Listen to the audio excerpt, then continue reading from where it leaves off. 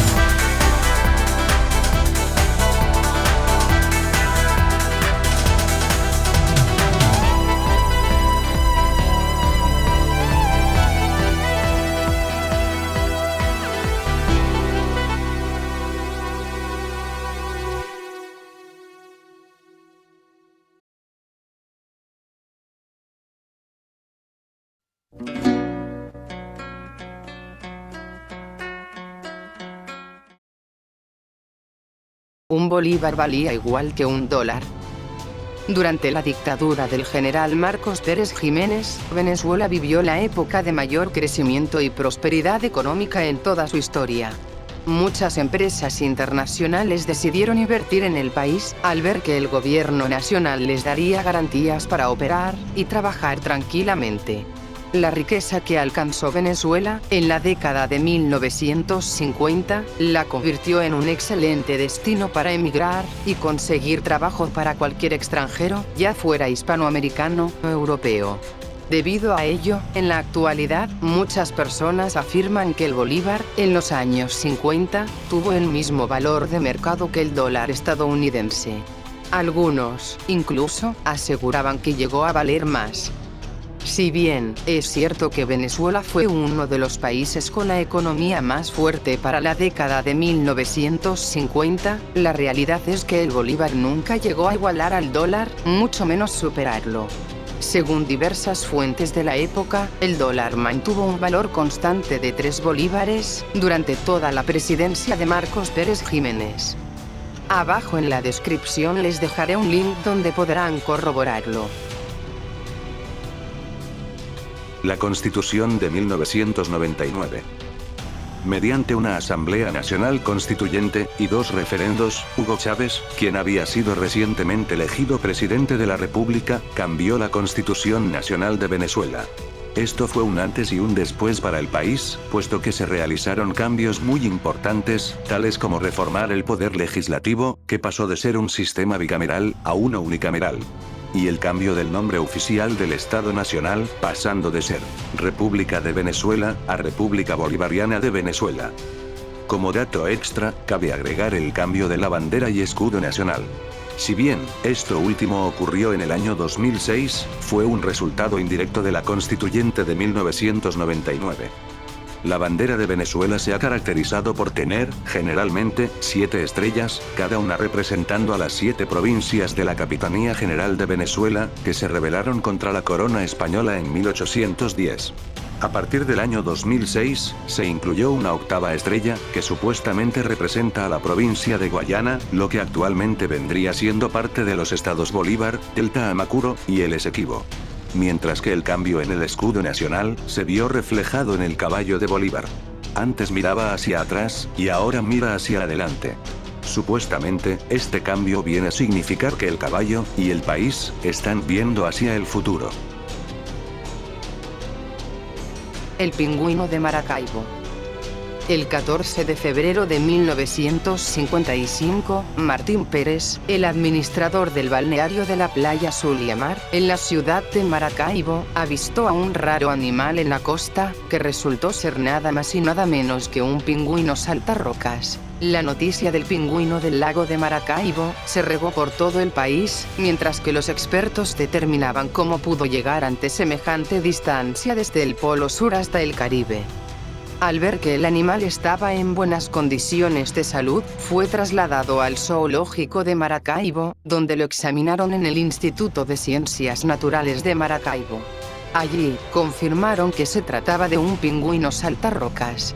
Poseía un penacho en la cabeza de color rojo opaco, 45 centímetros de estatura, pico de 5 centímetros y medio, cabeza, dorso y cola de color gris-negro. Bautizado como Polo, adecuaron un sector del zoológico exclusivamente para él, con la mejor alimentación. Fue tal el boom de la noticia, que llegaron a Venezuela los productores del programa estadounidense, aunque usted no lo crea, de Ripley, a hacer un reportaje especial, así como ornitólogos y expertos de Europa y Estados Unidos, sorprendidos en cómo se había aclimatado al horrible calor del Zulia. Un chiste recurrente de entonces era que la cosa estaba tan buena, que hasta los pingüinos querían vivir en Venezuela. Unos meses después, el 28 de agosto de 1955, el doctor Adolfo Pons anunciaba al país la triste noticia de la muerte de Polo. No fue víctima del clima, ni de una enfermedad. Polo recibió una pedrada en la cabeza, lo que hizo que se desmayara. Un niño lo agarró y lo lanzó al agua, y murió ahogado. El pingüino fue embalsamado y donado al Museo de Ciencias en Caracas. No se sabe cómo pudo llegar a Venezuela, ni tampoco su adaptación al clima de 40 grados de Maracaibo, pero se sospecha que quizás pudo haber llegado gracias a que viajó de polizón en un barco mercante.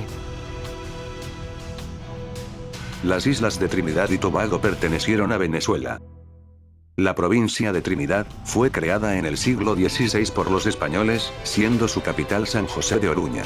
Trinidad era una próspera provincia, perteneciente a la Capitanía General de Venezuela, desde 1777. Su riqueza provenía de la caña de azúcar, y de la libertad de comercio de la que gozaba, lo que había dado lugar a un incremento en su población. En 1796, España y Francia firmaron una alianza militar conocida como el Segundo Tratado de San Ildefonso, en el que convenían mantener una política militar conjunta, frente al Imperio Británico. El pacto fue considerado por Gran Bretaña como una declaración de guerra por parte de España, por lo que los británicos respondieron enviando una flota al Caribe, con la intención de invadir las islas de Trinidad y Puerto Rico. La escuadra británica estuvo integrada por 9 navíos, 3 fragatas, 5 corbetas y bergantines, y varios buques de transporte, comandada por el almirante Henry Harvey, con una fuerza de desembarco de 6.750 soldados, 35 cañones y 11 morteros. Los ingleses atacan Trinidad el 16 de febrero de 1797, débilmente defendida por su gobernador y brigadier general, José María Chacón, quien contaba con apenas 500 soldados. Las fuerzas destacadas en Trinidad eran insuficientes ante la avanzada británica. Antes de la llegada británica a la isla, se había propagado en la tropa y marinería española una epidemia, posiblemente malaria, que había dejado a un tercio de los efectivos fuera de combate. Tal y como declara el propio Chacón en sus misivas a la corte de Madrid, las obras de fortificación avanzaban muy lentamente, y la incomunicación de la isla por falta de unidades ligeras, era casi absoluta. A lo largo del día 17, los ingleses hicieron retroceder a los españoles, en todos sus puntos. A las 8 de la noche, el general Abercrombie ordenó el cese de las hostilidades, y envió un comunicado al gobernador José María Chacón, en el que reconocía el valor mostrado por las tropas españolas, y le ofrecía una rendición con honores que, finalmente, fue aceptada y firmada el 18 de septiembre. Mediante el Tratado de Amiens, firmado el 27 de marzo de 1802, por el rey Carlos IV de España, y el rey Jorge III de Gran Bretaña, España cede la isla de Trinidad, y recupera la isla de Menorca, en el archipiélago de Baleares, que había estado bajo poder británico desde 1798. Juan Hilario. Juan Hilario, cuenta la canción, era un hombre parrandero y mujeriego, que no creía en nada, ni en nadie. Un día, dirigiéndose a un baile muy sonado, se encuentra con un llanero caporal de una hacienda, que amablemente le saluda y le pregunta que para dónde va. Juan le dice que para una fiesta. El amigo caporal le advierte que no vaya o asista a la fiesta, porque ya estaba anocheciendo, y era el mes de mayo, el mes del silbón, y que podía toparse con este espanto, y llevarse un susto. A lo que Juan Hilario, o Juan Parrandas como también le decían, le suelta una carcajada porque no creía en nada de eso. Después de conversar, se retira, burlón e incrédulo, y se dirige hacia el camino que lo llevaría a la fiesta, donde seguramente habrían muchas mujeres para bailar. Cuando llevaba varios kilómetros de recorrido, comenzó a escuchar un extraño silbido detrás de su espalda, pero aún así siguió caminando. Los silbidos se repetían y sonaban cada vez más cerca, hasta que se consigue de frente al silbón en persona. Juan Hilario, estupefacto, intentó pelear con el silbón, pero resultó gravemente herido por la paliza que le dio el fantasma. Al otro día por la mañana, unos músicos que venían de una fiesta, se percataron que Juan Hilario estaba como un indigente en la orilla del camino, y salieron a asistirlo. Este les contó lo que le había sucedido, y desde ese día, la leyenda se convirtió en música, y se extendió por toda Venezuela. El ánima sola. El ánima sola es un espíritu que forma parte de las creencias espiritistas de Venezuela. Cuenta la leyenda que el ánima sola es el espíritu de una mujer llamada Celestina Abdegano, que está condenada a sufrir la pena de una inmensa soledad, hasta el fin de los siglos, porque perteneciendo a las mujeres piadosas de Jerusalén, que tenían por oficio asistir a los condenados, sucedió que en la tarde del Viernes Santo, día en que murió Jesucristo, le tocó a Celestina subir al Calvario con un cántaro de agua refrescante, para darles de beber a los mártires del patíbulo, y de esta bebida, les dio a Dimas y Gestas, los dos ladrones crucificados junto a Jesucristo. Pero por temor a los judíos, no quiso darle de beber a Jesús, y fue condenada a sufrir la sed, y el calor constante de las llamas del purgatorio. Se puede decir que esta creencia barra mito, es una mezcla entre la religión católica, y el espiritismo. Yendo al grano, el ánima sola es un espíritu al cual se le pueden pedir favores, y se le puede invocar tanto para el bien como para el mal. En muchos pueblos de la cultura venezolana es común el pedir favores a las ánimas benditas. Estas acostumbran a conceder los favores, mediante el uso de velas que se colocan en un horario determinado durante 9 lunes. Cuando estas peticiones no son cumplidas por parte de los devotos, el ánima sola aparece en sus múltiples formas tenebrosas para cobrar todas las deudas. Existen devotos de las ánimas del purgatorio, y en especial del ánima sola, por quien rezan y encienden luces, para disminuir sus penas, y con esto, esperan algunos beneficios. Otros en cambio, la invocan con oraciones satánicas, con el fin de amarrar a una persona o perjudicarla. Este aspecto ambivalente del ánima viene por su baja luz, por lo cual, actúa combinándose con la magia blanca o negra. Quienes piden al ánima sola un favor, deben pagar su promesa al pie de la letra, tal cual lo ofrecieron, si se concede la petición, ya que ella puede vengarse de quien le deba un pago. En uno de los cuentos que se puede encontrar en Venezuela, en la ciudad de Caracas, una señora, la cual es una devota de todas las ánimas benditas, un día de los novenarios de los días lunes, la señora olvidó prender unas de las prometidas velas, con la finalidad de pagar uno de los favores que pidió. Esa misma noche le tocaron su puerta, y al abrirla se encontró con una vieja amiga, a la cual tenía mucho tiempo sin ver. En su desdicha e ingenuidad, la señora le permitió el acceso a su casa. Al pasar se convirtió en una enorme sombra negra, que cubrió toda la sala. Esta tomó a su víctima por el cabello, en varias ocasiones, además la golpeó de tal manera, que le dejó grandes moretones. La señora, llena de miedo, se arrastró para llegar al altar que tenía en la sala de su casa, donde con su temblorosa voz y sus manos inundadas de miedo, pudo prender un cabito de vela, donde pidió perdón por olvidar prender la vela, y así pagar la promesa debidamente. Cuando ésta logró prender la vela, la gran sombra abandonó la casa, dejando privada de miedo a la señora, la cual, desde ese momento, vive aterrada, y siempre coloca grandes cantidades de velas diariamente, sin pedir ningún tipo de favor, ni dejando pasar a nadie a su casa nunca más. Muchas son las literaturas que maneja el pueblo venezolano, donde puede concederle a esta entidad, ser una existencia popular, como también una existencia indefinida y muy dudosa. Las personas que afirman su existencia, enmarcan que tratar con esta entidad no es un juego, y el mal uso de las ánimas podría llevar a la persona a múltiples enfermedades, desgracias, o incluso la muerte. El doctor Knoche. Gottfried August Knoche fue un médico cirujano alemán, nacido el 17 de marzo de 1813, en el Reino de Westfalia. Se volvió famoso por inventar un líquido embalsamador, con el que momificó docenas de cuerpos, incluyendo el suyo propio, en su laboratorio ubicado en la Hacienda Buena Vista, sector Palmar del Picacho de Galipán, en Vargas, Venezuela. Es uno de los personajes más misteriosos y enigmáticos relacionados con la historia de Venezuela a mediados del siglo XIX. El doctor estuvo entre los fundadores del Hospital San Juan de Dios, y fue uno de los médicos que combatió la epidemia del cólera, que se desató en el país entre 1854 y 1856. Parece que de la observación de los cadáveres, le despertó la inquietud sobre cómo lograr su conservación, sin necesidad de extraerle las vísceras. Cuentan que Knoche experimentaba con los cadáveres no reclamados de los combates en la Guerra Federal, los cuales subía a mula desde La Guaira hasta su hacienda. La leyenda refiere que el primer cuerpo que utilizó fue el de un soldado, de nombre José Pérez, cuyo cadáver momificado vistió de uniforme y puso como guardián a la entrada de su morada, que poco a poco se dio a conocer como un lugar tenebroso. Knoche vivió varias décadas en esa hacienda conocida como Buena Vista.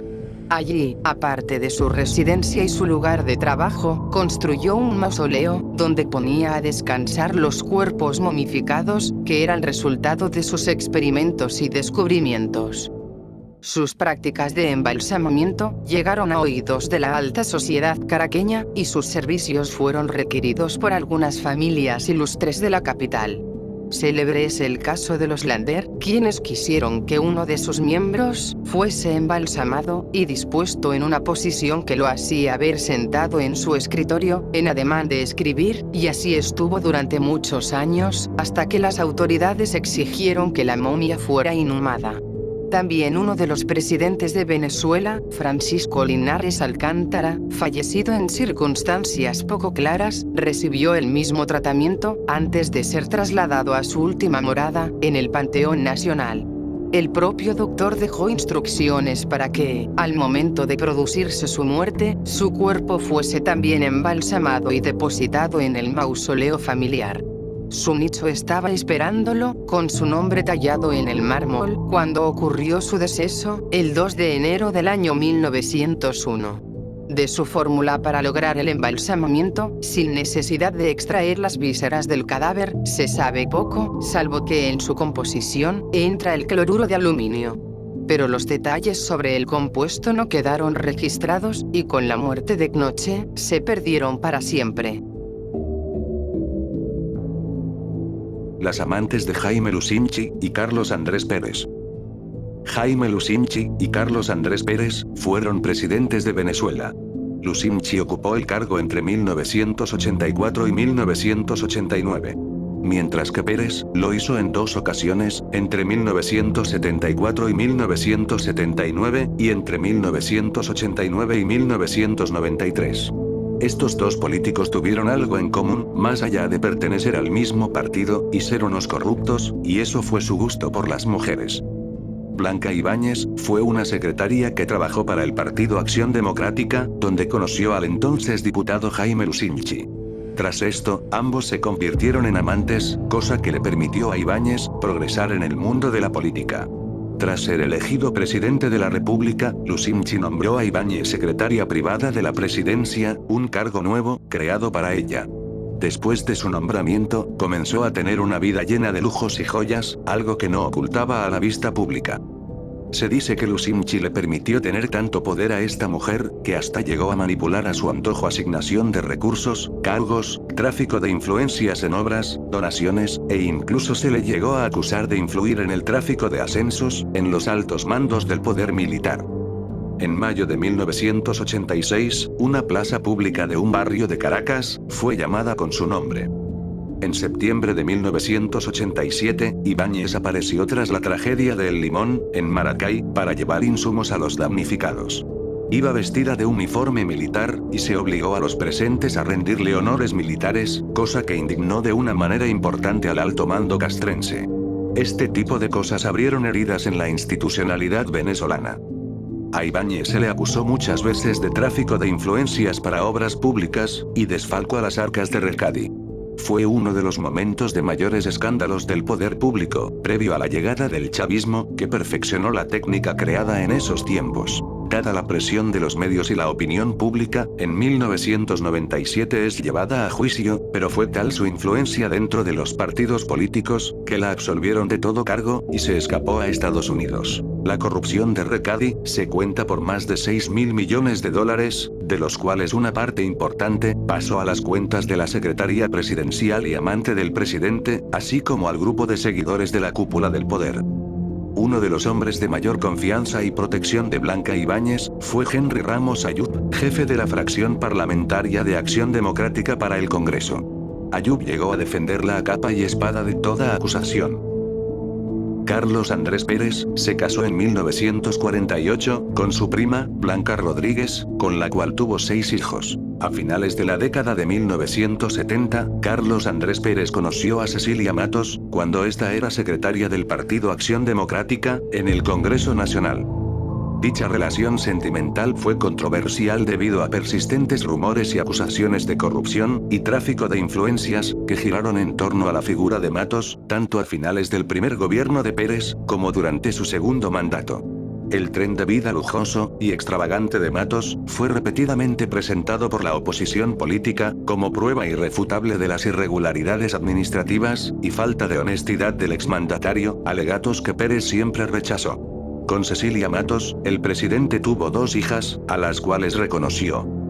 En 1998, Carlos Andrés Pérez se separó de su esposa Blanca Rodríguez, y se fue con Cecilia Matos, a vivir en Miami, Estados Unidos. El Zulia es un país. El estado de Zulia es uno de los más sobresalientes de Venezuela, tanto por su producción petrolera, como por su pueblo. Históricamente, la región del Zulia ha tenido tendencias separatistas, algo que ha calado en su población hasta en la actualidad, puesto que algunos zulianos se refieren a su estado como un país. Cuando estalló la Guerra de Independencia en 1810, la entonces conocida como provincia de Maracaibo, se mantuvo fiel a la corona española, y repelió el levantamiento armado hasta el año de 1821, año en el cual Maracaibo decide independizarse de España, y firmar su propia acta de independencia. En el año 1824, se incorpora voluntariamente a la Gran Colombia, donde recibió su actual nombre, Zulia. Tras la desintegración de esta república, el Zulia decide anexarse a Venezuela. En el año 1863, en el marco de la Guerra Federal, el general Jorge Sutherland obtiene la gobernación de la provincia del Zulia, debido al malestar ocasionado por los impuestos y levas exigidas por el gobierno del entonces presidente, José Antonio Páez. Sutherland decide independizar la provincia de Venezuela, y la nombra Estado Soberano del Zulia. Tras el ascenso al poder de Juan Crisóstomo Falcón, se estableció una mesa de diálogo, dando como resultado la permanencia del Zulia dentro de la República Federal.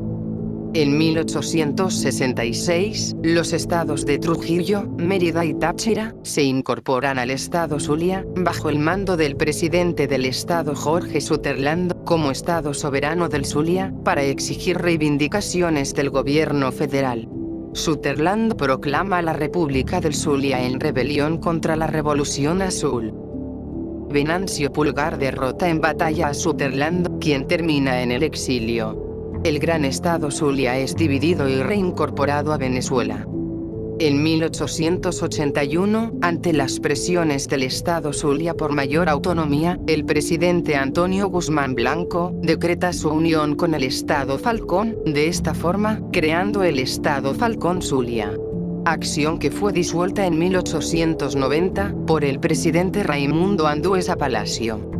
Y en 1904, se determinan los actuales límites del Zulia, y su estatuto como Estado federal dentro de la República, igual que los demás estados de Venezuela. En la actualidad, existen movimientos que reclaman la autonomía del Zulia.